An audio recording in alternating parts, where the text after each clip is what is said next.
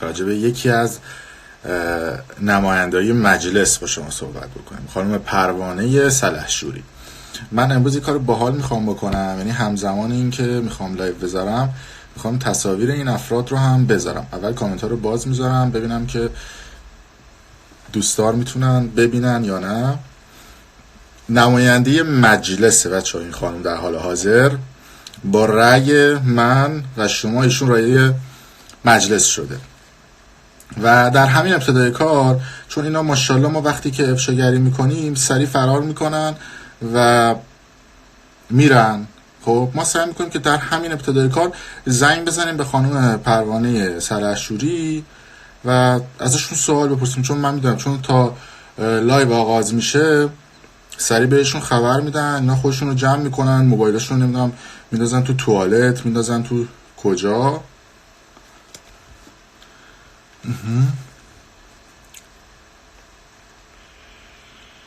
داریم زنگ میزنیم به خانم پروانه سلحشوری. خب متاسفانه رد کردم، دوباره من میگیرمشون. 5 دقیقه فرصت دارن، اگر جواب تلفن ما رو ندن طبق قوانین رسانه پشت پرده من تلفنشون رو اصطلاحاً رسانه‌ای میکنم.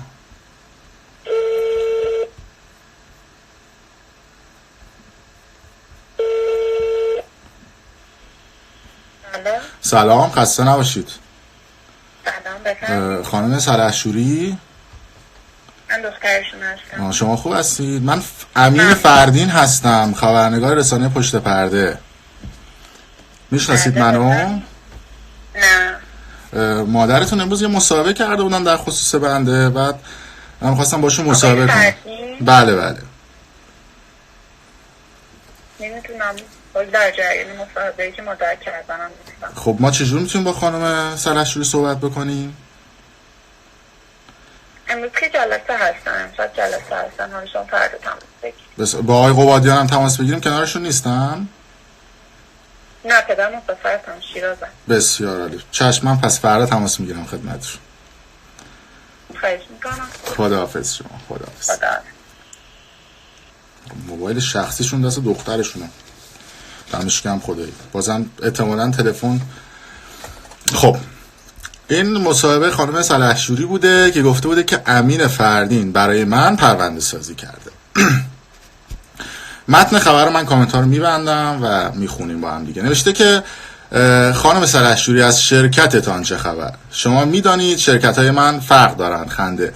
در یک فیلم نیم ساعته 15 شرکت برایم درست کردند که همین آقای امین فردین که حالا همه میدانند چه کسی است درست کرده و خیلی هم عجولانه بعد از نطق هم ساختن و پخش کردن و یک بار دیگر 5 شرکت برایم درست کردن. مثلا یک نفر فامیلیش فامیلی همسر من در مشهد بود و گفتن حتما با سلحشور نسبت دارد، یا اینکه اگر کسی فامیلیش سلحشور باشد با من نسبت میدن، به من نسبت میدن. 2-3 تا شرکت که فکر کنم وجود خارجی هم نداشتن، دست کم اول تحقیق کنند بعد تخریب کنند. اینها 15 شرکت را از کجا آوردن؟ البته گاف هایی که در فیلم دیدیم اونقدر آشکار و مسکانه بود که اگر یک ناظر اندکی هم من را میشناخت متوجه میشد دروغ است. خب من قبل از هر کاری تیزر مستندی که شاید خیلی از شما این مستند رو ندیدید رو برای شما پخش میکنم که ببینید که ما چه مستندی رو پخش کرده بودیم. کامنت ها رو هم باز میکنم. خیلی کار امروز سختی دارم بچه ها، چون همزمان باید اسناد رو هم بهتون نشون بدم. برمیگردونیم و من تیزر رو بهتون نشون بدم و بذارید من صدای کامپیوتر رو باز بکنم. ببخشید دیگه اگر همه چیز داره لایو اتفاق میافته. پشت پرده های پنهان یکی از نمایندگان مجلس پروانه سلحشوری دورکی میخوام شرکت هایی که برات قبادیان، پروانه سلحشوری و بچه‌هاشو کلا خانواده ایشون داشتن یکی یکی با هم دیگه بررسی بکنم. شرکت فنی مهندسی استون کارون پروانه سلحشوری به همراه شوهرشون آقای برات قبادیان و پسرشون آقا میساق. شرکت هم توی خیابون زعفرانیه، همه بالا شهر سعادت آباد و زعفرانی و جای مختلف. شرکت پژوهش استادان دانش آفرین پاک. شرکت شرکت سرینگ ماکیان، شرکت تولیدی موتور گیربکس سایپا، شرکت بازرگانی سایپارت صنعت، بسته‌بندی فرآورده‌های گوشتی مرغ مینای پارس، شرکت تدارکات حفاری آسمان فلات جنوب، شرکت الیت آریان، شرکت مهندسان مشاور رو سال 92 میزنن. همه زمینه‌ها هم شرکت دارن، واردات، صادرات، فرش، صنایع زیست محیطی، صنایع هسته‌ای، همه جا رفتن شرکت ثبت کردن. بعد که شدن نماینده مجلس مثل زالو دارن میمکن سرمایه ملت. خب خودم به ساعت چیز دیدید. خب این تیزر مستندی بود که خانم پروانه سلحشوری که در حال حاضر بچه نماینده مجلس این خانم، نگاه کنید من کامنت میذارم برای شما، نوشته که بعد خیلی هم جالبه خانم پروانه سلحشوری اصلاح طلبن و بر طبل اصلاح طلبا میکوبن و بعد از افشاگری رسانه پشت پرده در خصوص شهردار تهران طوفانی از حملات اصلاح طلبا به سمت رسانه پشت پرده امین فردی، من نمیدونم هم داخلیا دارن ما رو میزنن هم بیرونیا.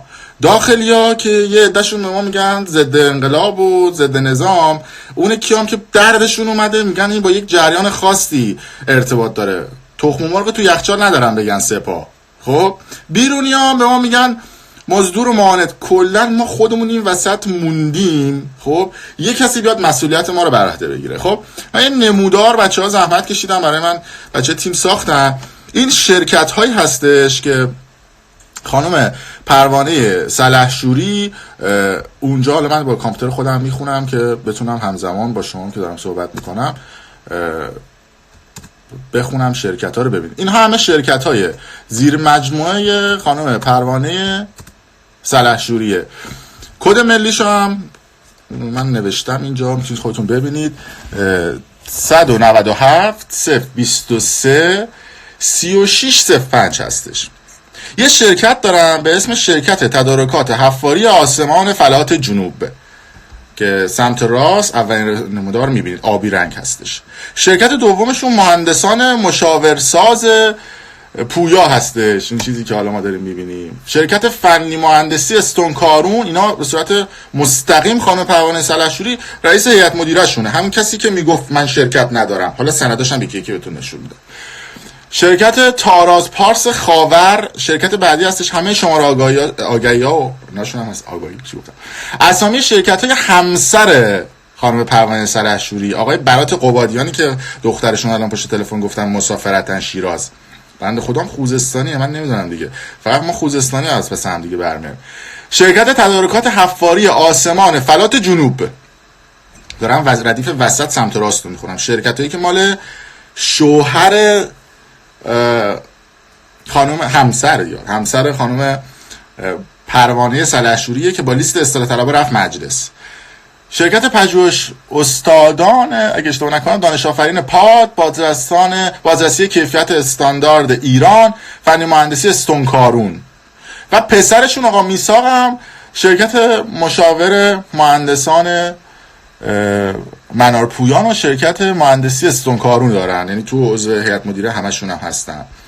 این سند ثبت شرکت ها هستش که اولین شرکت تدارکات حفاری آسمان فلات جنوبه. تو ردیف اول اسم خانم پروانه سلحشوری رو نوشته و اینه که شرکت دومه. من هایلایت قرمز کردم، حالا اگر نمیبینید اشکال نداره، بعداً همه اسناد و مدارک رو من میذارم تو کانال تلگرامی برنامه پشت پرده، همش رو ببینید. بعد تمامی این اسناد و مدارک در حال حاضر توی وبسایت روزنامه رسمی جمهوری اسلامی ایران در دسترسه. شرکت مشاوران پویا، شرکت بعدی شرکت استونکارون هستش. شرکت بعدی باز شرکت فنی مهندسی استونکارونه که خانم پروانه سلحشوری داخلشه. شرکت بعدی شرکت فرآورده‌های گوشت و مرغ مینای پارسه. خب اینجا من بیام اصطلاحاً از این سیستم بیرون، خودم منو ببینید، کامنت ها رو هم باز میذارم، اینجاش جالب میشه. خانم پروانه سلحشوری به همراه همسرشون و دخترشون و پدرسرشون و فک و فامیلشون ارز دولتی دریافت کردن. یه لطفی هم بکنن بیان توضیح بدن این ارزای 4200 رو برای چی گرفتن اینا. من الان لیستش دستمه، فرصت نکردم پیدا کنم. خانم پروانه سلحشوری که امروز رفتی مصاحبه کردی لای من، خب، و کلا گروپ شرکت زدن. من 4-5 تاشو الان سنداشو برای شما رو کردم. خب خیلی راحت خودتون میتونید برید تو روزنامه رسمی ببینید. خب یه 4-5 تاشو برای شما رو کردم. این ارزای دولتی توضیح بده که کجا رفته. این از این. بعد میریم جلوتر. این خانم پروانه سلحشوری خیلی آدم باحالیه. میدونید ایشون این یه توییت قبلا زده بودن، نوشته همین که من کامنتو ببندم اینجاش جالبه، میگه همین که گردنم رو عمل کردم و دستم سالها درد میکنه ثمره سالها پوشیدن چادره. من نمیدونم، من مادر من خانم پروانه سلحشوری، مادران سرزمین من، حالا مامان منم بنده خدا چادری نیست، مادران سرزمین من با طرف 70 سالش 80 سالش چادر میپوشه کمردرد نمیگیره. بعد تو داری میگی که من کمردرد و دیسک گردنم به خاطر چادره. میدونی چرا؟ چون بازار این حجاب و مجاب داغه. اینم گفت بزنم یه توییت تنگش و اینا یکم طرفداره. گفته آیا ما پس از 40 سال از انقلاب توانسته ایم دختران و زنانمان را باورمندتر به حجاب بکنیم؟ دیدید دیگه، مثلا هر کی الان مد شده جدیدن، مثلا اگه شما میخواید یه محبوبیت به دست بیارید یه فوش 2 تا بدید به آخوندا، بعد اسم اطلاعات و سپاه و طالب هم بیاد بزنید تنگش واسه سنتی، بعد بیاد بگید حجاب بد است. مردم میگن واو حرف دل ما رو زد. اما این خانم پروانه سلحشوری خیلی آدم نون به نرخ روزخوریه. من این خبر رو بهتون نشون میدم. خبرگزاری خانه ملتی که مال مجلسه نوشتن روایت پروانه سلحشوری از حجاب اجباری، مسئله چادر، ازدواج سفید و بازنگری قوانین مربوط به حجاب. عضو فراکسیون زنان مجلس گفته دخترانی که پوشش بهتری دارند زودتر ازدواج میکنند و روابط عاطفی با جنس مخالف رو موفقتر عمل میکنند. یعنی میگه شما حجاب داشته باش، خب خودمونی بگم سکست بهتره دیگه، مثلا دیگه از این بهتر نمیشه گفت. من عذرخواهی میکنم خیلی روک و مستقیم میگم، اما این خانم پروانه سلحشوریه. بعد این یه مدلش بود. یعنی بریم جلوتر، میرسیم به مجلس. میرسیم به مجلسی که این آدم تو لیست اصلاح طلبا با حمایت کی اومد شد توی مجلس نماینده مجلس؟ خب با حمایت آقای خاتمی یادتونه دیگه، اومد گفت تکرار میکنم به هر دو فهرست رای بدید. خب اونا هم گفتن که اوکی. من کامنتار رو ببندم که بتونید شما کامل تمرکز داشته باشید. گفت تکرار میکنم آقا اینا اومدن رای دادن، یه لیست هم بود، یه عده اومدن گفتن بسم الله الرحمن الرحیم و بین اسنهی مثل یارو ترکیه آقا لیسته بذاریم جلومون رای بدیم. رای دادیم. امثال خانم پروانه سلحشوری که الان 9 شب وقت ایران 9 خورده ای شد دیگه، الان دیگه ما الان لایو میذاریم، جلسه هستن برای من و شما دارن زحمت میکشن. اصلا خدایی نکرده ناراحت میشن به خاطر این شرکت های خودشون ها، برای من و شما دارن جلسه میگیرن. مثلا یه نمونه شو شما بگم، بنزین تصویب میکنن لیتری 1000 تومان، خودشون با پلاک قرمز برن تو خیابون نماینده مجلس. خب بنزینو بکنن 2500 تومان یا بکننش 10000 تومان، چه که خودشون نمیگذی که بابای من و شما بریم اون بنزین رو بزنیم. خود نماینده مجلس که با پلاک قرمز میره تو خط ویژه هم میره و میاد. یه مقدارم اگه دیرش بشه امام انقلاب به خطر بیفته آژیر رو میذارن رو ماشین، آژیر کنون میرن. خب بعد حالا اینا میرن تو مجلس، آقا اینقدر میگید اصلاح طلب اصولگرا فلان اینا، این یه سری سایت هست خب که شما میتونید تو اون سایت ها ورود و خروج نماینده مجلس رو ببینید. این ورود و خروج آقای محمود صادقیه. مثلا ایشون 1 روز و 55 دقیقه تو آبان سال 97 مرخصی گرفتن، خیلی منظم ورود و خروجاشون هست. به تو سایت مجلس باید باشه دیگه. من امین فردین نوعی که تو ایرانم وقتی رأی میدم به نماینده مجلس باید بدونم که نماینده مجلس چند ساعت تو مجلس بوده، چقدر نطق داشته، چند ساعت سخنرانی که حقتونه. ببینید سری چیزا از رسانه‌ها بهتون نمیگن، الان من بهتون میگم بدونید. شما حقتونه نماینده مجلس بدونید چه قانونی رو تصویب میکنه، که بعد نماینده مجلس میره رانت میکنه، استاندار رو برمی داره میکنه، همچون آقای شریعتی رو میکنه، استاندار خوزستان دهن ملت سرویس شده الان تو خوزستان. حقتونه بدونید که نماینده مجلستون چه کارایی میکنن. این آقای محمود صادق خیلی منظم قشنگ نوشته، ایشون هم اصلاح طلب هستن، خدای دمش هم گرم، خیلی هم نطقای جنجالی میکنه. من خودم همیشه پیگیر موضوعاتشون هم هستم، طرفداری نمیکنم، اما سایت قشنگ تر تمیز نوشته این اصلاح طلبه. این دومی هم اصلاح طلبه. خانم پروانه سلحشوری هیچی نیست تو سایت، یعنی شما میرید تو سایت، نه مرخصیشون رو ثبت کرده، نه تعداد نطقش رو ثبت کرده، نه من نمیدونم پولای شما میگیرید، مثلا پولای پشت پرده که اصلا مهم نیست چقدر میگیرید، 2 میلیارد که برای پولی نیست شما پشت پرده میگیرید. خب اون پولایی که حقوقتونه بعد این کارا رو انجام بدید دیگه. بعد ثبت بکنیم ما به عنوان مردمی که داریم رأی میدیم بدونیم که شما مثلا تو مجلس چند ساعت رفتی، چند ساعت اومدید. خدای من اصلا نگم براتون. این آقا خانم پرویز سرشوری برمیگردم دوباره فلش بک میزنم به مسابقه قبلیش. خب اینجا اومده بود گفته بود چی؟ گفته بود که امین فردین برای من پرونده سازی کرده. بعد توی متن خبرش هم نوشته بوده که 15 تا شرکت برای من ثبت کرده. ما هیچ شرکتی نداریم، یعنی ما پاکیم.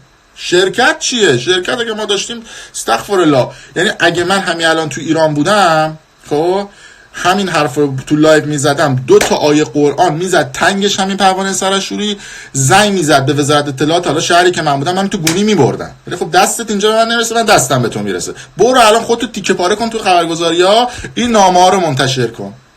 نمونهش مدیر مسئول، حالا شما امیدوارم پایینش رو بتونید بخونید، امضای خانم پروانه سلحشوریه، پایگاه خبری 90 اقتصادی.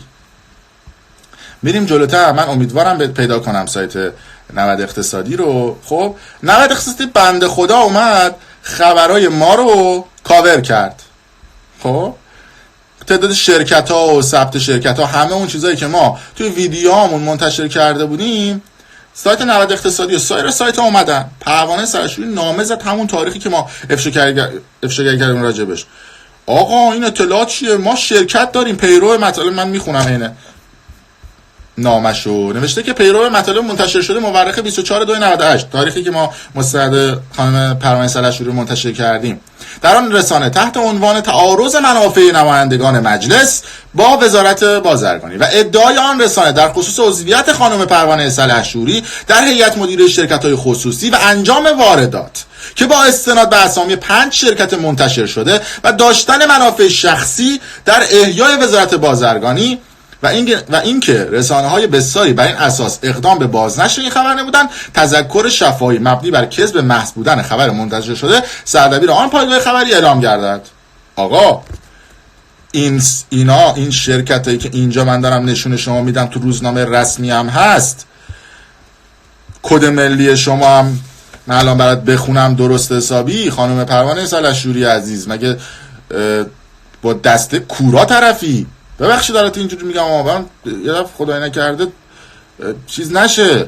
خب کد ملی شما 197 0 23 36 05. خب کد ملی خانم پروانه سلحشوریه. اومده مصاحبه کرده، تو مصاحبهش گفته که این شرکت ها که مال من نیست، یه تشابه هم هست، یکی تو مشهد شرکت ها مال اونه، یکی تو تهران شرکت. برید مصاحبهشو خودتون بخونید. بعد این رسانه ها باد میکنن توی اینا، امین فردین امام و انقلاب، اینا دیگه بخونید دیگه، انا تیترشو من میذارم، مثلا امروز کار بال کردم، امین فردین برای من پرونده سازی کرده است. آقا خانم پرونده سرشوری، من فکر میکنم خانم پروانه سلحشوری ها، خب این کد ملی 2 تا ازش هست، یعنی 197 0 23 36 0 مال شما نیست اصلا، خدای نکرده. بچه فکر کنم ایزه هم هستی اگه اشتباه نکنم، بدبختی خوزستانی هم هستید، یعنی یه کارایی میکنید مایه ننگ خوزستانی ها شدید شما دل دزدا. ببخشید دیگه، از خوزستانی از این معذرت میخوام. این احتمالاً کد ملی شما نیست، مال بابای منه احتمالاً. بعد میاد میگه که این بذار من خبرشو بخونم، خیلی باله. گفته که همین آقای فردین که حالا همه میدانند چه کسی است، درست کرد، یه ویدیو درست کرده بود و خیلی هم عجولانه بعد از نطقم ساخت و پخش کرد و یک بار 5 شرکت برای هم درست کرد. مثلا یک نفر از فامیلش که فامیلی همسر من در مشهد بود گفتن که حتما با سلحشور نسبت دارد، یا اینکه اگر کسی فامیلیش سلحشور باشد به من نسبت داده می شود. 2-3 شرکت که فکر کنم وجود خارجی هم ندارن، دست کم اول تحقیق کنید. آن وجود خارجی هم من جلوتر بهش میرسم. اینها 15 شرکت آوردن و بعد یه جا دیگه هم نوشته که حتی اسم و تعداد فرزندان را هم در فیلم اشتباه گفتند. خب من عذرخواهی میکنم، احتمالاً شما پروانه سلحشوری نیستی، شما پرستوی سلحشوری هستی. احتمالاً پرستوی معروف هست مال اصلاح طلب، ماشاءالله هم شلزیپن. خب احتمالاً شما پرستویی یا مثلا پروانه نیستی، ملخی، مثلا ملخ سلحشوری. من عذرخواهی میکنم و اینجوری میگم، خودت گفتی من اصلا پروانه نیست، یعنی شما بعد دکترات هم بحث داره. حالا من دکتراتو بعداً به صورت ویژه باش صحبت میکنم. اومدی توی تبلیغاتت نوشتی چندین مقاله بین المللی. آقا شما دکترا گرفتی، 2 مقاله به ما نشون بده. من هرچی تو اینترنت سرچ میکنم مقاله اصلا نمیبینم. عصر سرچ و عصر اینترنت و ایناستا، خدای نکرده ناراحت میشم. حالا بریم جلوتر که یه شرکتی هست. خب اینو من براتون دوباره بخونم، این من همش سند نشون میدم، مثل این زر مف نمیزنیم. یه شرکتی هست، اینا من دارم بهتون نشون میدم، خیلی چقدرم با کلاس شده اینجا دارم لایو میذارم. ثبت آگهی تغییرات شرکت الیت آریان با مسئولیت محدود به شماره ثبت فلان، شماره شناسنامه فلان، به استناد صورت جلسه فلان، به نمایندگی آقای میثاق قبادیانی. ها کنید خط قرمزم کشیدم زیرش، به کد ملی 472 33 59 801. احتمالاً این میثاق قبادیان پسر برات قبادیان نیست، برات قبادیان هم احتمالاً شوهر شما نیست. اینجوری من خدای نکنه ناراحت میشم. و بعد اینجا میریم پایینتر، نوشته که یه شرکت اینجا نام بردن، میخونم کامل. به شرکت پرداخت مبلغ 500,000 ریال به صندوق شرکت در ردیف شرکا قرار گرفتن. در مجموع سرمایه شرکت از مبلغ 1 میلیون تومان مبلغ 1.5 میلیون تومان افزایش پیدا کردم. دو عدد رو درست خونده باشم. و ماده مربوط در اساسنامه اصلاح شده. اسامی شرکا پس از کاهش سرمایه آقای احمد رضا احمدی به شماره ملی فلان داره مبلغ فلان، خانم مریم میوه‌چی به شماره فلان دارنده فلان، شرکت بازرگانای سایوان پارت صنعت به شماره شناسنامه فلان داره مبلغ فلان به ثبت مستند تصمیمات افزایش سرمایه است. خب اسم شرکتی رو برده اینجا به اسم بازرگانای سایوان پارت. خب مال کی بوده؟ مال آقا پسرش بوده دیگه. من اینجا بیام اسم یه بار دیگه نمودار شرکت‌های خانم پروانه سلحشوری رو شما نشون بدم. توی این نمودارا نبود، یعنی پسرش آقا میثاق علاوه بر اینکه 2 شرکت پایینا دارن، یه شرکت دیگه هم دارن. حالا وقتی میریم توی روزنامه رسمی، میبینیم که توی سایت روزنامه رسمی میتونید خودتون هم برید rrk.ir، سایت روزنامه رسمی کشور rrk.ir. همه این اطلاعاتی که من به شما دادم به خودت فردا نید بگید تایپ داده، سپاه داده، اطلاعات داده، خیلیش تو اینترنت هست. خب میتونید برید سرچ بکنید به دست بیاد، اصلا هم فشار خونتون نره بالا. این شرکت سایوان پارس جالبه، وقتی میری تو روزنامه ثبت کشور نگاش میکنی فقط ازش یه آدرسه، سعادت آباد، خیابان نبی اکرم، خیابان شهید محمد قیمری، همچین چیزی. تاریخ تأسیسش هم سال 85 بوده. به اسم شرکت هم سایوان پارت صنعته. وقتی میری این شرکت رو نگاه میکنید میبینید که نه آدرس داره، نه سهامی نه سهمش مشخصه، نه میدونی مدیر عاملش کیه، نه میدونی مدیرش کیه، نه میدونی کجا ثبت شده، نه تو سایت روزنامه رسمی میتونی بری پیداش بکنی. فقط توی ثبت اسناد این شرکت ثبت شده ولی تو روزنامه رسمی نمیتونی پیداش بکنی. بعد همین شرکتی که به صورت سوریه خودش زیر مجموعه شرکت‌های دیگه است. مثلا این شرکت خودش شده مثلا زیر مجموعه مثلا 70% سهام شرکت دیگه، به صورت سوری اومدن شرکت ثبت کردن. یعنی بعد میاد میگه که ما شرکتی نداریم. و خواهشاً خانم قبادیان اگه شما بلدید مثلا شرکت ثبت بکنید، مثلا بدون هیچ در و پیکری، مثلا رو هواه، خب بگید ما هم بریم شرکت ثبت بکنیم دیگه. برای شما نماینده مجلسی دستتون میره، اون اصلاح طلبید. بعد خلاصه این چیزایی که من دارم بهتون میگم خیلی هست تو اینترنت، میتونید ببینید دور هم دیگه. یعنی من فقط میتونم تاسف بخورم بابت این که شما خوزستانی، یعنی همین، خب هیچ چیز دیگه ای نمیتونم بهتون بگم. اینا رو داشته باش که بار آخرت باشه خانم سلحشوری ها، بری تو این روزنامه ها دهنتو باز بکنی. دلیل برای نمیشه نماینده مجلس باشی بخوای هر زری که بخوای بتونی بزنی. که ببخشید اینجوری دارم باهات صحبت میکنم و تو نماینده مجلسی، مردم بهت رأی دادن. خب اگه مردم بهت رأی نمیدادن نماینده مجلس نمیشدی. جانباز حجاب هم که هستی، بچه‌ها میدونید که خانم سلحشوری جانباز حجابه، به خاطر اینکه چادر زده بوده جانباز حجابه ها. من این واژه رو شایدم مثل خودم اختراع کردم. خب الان هم مسئولیت داری، ولی اگر شورای نظارت برنامه‌نماینده مجلس، کمیسیون نظارت برنامه‌نماینده مجلس عرضه داشت، خب امثال تو رو جمع میکرد که 99% نماینده مجلسید، یه طویله تو مجلس درست کردید، هر گونه قانون چرت و پرت من درآوردی که دوست دارید برای مردم تصویب میکنید. رسانه هم جرئت نمیکنن، تخم مرغ تو یخچال ندارن راجع به شما صحبت بکنن که بعد اینجوری میری تو رسانه راجع به من صحبت میکنی. ولی یکی مثل امین فردی میاد اینجوری اسناد شرکتاتو رو میکنه، دروغتو در میاره، به مردم نشون میده، آبروت میره. تویی که ور میداری میگی که اگر حجاب بهتری داشته باشید، روابط عاطفی بهتری دارید، میگه که حجاب داشته باشید سکستون بهتره. خدایا دوستان از بیت حجاب داشته باشید طبق صحبتای آیت الله العظما خانم پروانه سلحشوری، خودش که میگه پروانه نیستم، ملخ سلحشوریه احتمالاً. زنگم بهت زدم جواب ندادی، ما مثل یه عده چیز نیستیم، هر کی راجعش صحبت بکنیم جواب نمیدی. دخترت گفت جلسه، بعد نامه میزنی خبرگزاری‌ها تهدید میکنی، بعد شرکت سوری تصویب میکنی، بعد میایم میبینیم همون شرکت سوری که تصویب کردی خودش سهامدار توی شرکت دیگه است. اگر اسم این پولشویی نیست چیه؟ بعد دیگه با مطمئن نمیای صحبت میکنی دیگه، میگی اطلاعات شرکتی نیست. اطلاعات کجاست؟ کجا شرکت کجا ثبت شده؟ شمارت هم میذارم برای مردم، خواهشم مردم خودتون برای نماینده مجلسه. خب شما به عنوان نماینده میتونید این آدمی که نماینده مجلسه، بعد من کارو باحال میخوام بکنم، میخوام عین شماره 290 تا نماینده مجلس رو پخش کنم از هر روز دیگه، یعنی هر کدومشون که اینجوری شد. خب اینا پولای مردمه، اینا رأیای شماست مردم. شما رفتید رأی دادید این شده نماینده مجلس، وظیفشه بیاد پاسخ بده، وظیفشه. میفهمید وظیفه یعنی چی؟ وظیفشه بیاد مردم پاسخگو باشه. 0912 640 80 50 شماره موبایلشه. ببخشیدم گفتم خانم پروانه سلحشوری شمارته، ولی تو با نماینده مجلسی دیگه، بعد مردم به هر حال شمارتون رو داشته باشن دیگه. اگه دلسوز مردمید خب پاسخ بدید. آقا این شرکت ها چی بوده؟ نماینده مردمی، بازم میگم وظیفت به مردم پاسخ بدی. رسانه‌ای تو ایران زورشون به شما نمیرسه، اما من زورم که به شما میرسه که هیچ سندی هم راجع به من ندارید، چون اگه داشتید جر میدادید خودتونو، تا الان سند داشتید. یه باند اصلاحات راه افتاده به اون ارباب آخوند فکل کراواتیتون مثل خاتمی که هنوز خیلیاتون بهت شد، یه عده‌تون 17 18 سالتونه. خب من خودم 26 7 سالمه، شمارهشو پین نمی‌کنم بهتون میگم 0912 640 80 50. یه عده‌تون یادتون نمیاد. خب زمان خاتمی و زمان رفسنجانی به اون طرف ویدیو رو تو پتو میپیچیدن میبردن این ور اون ور.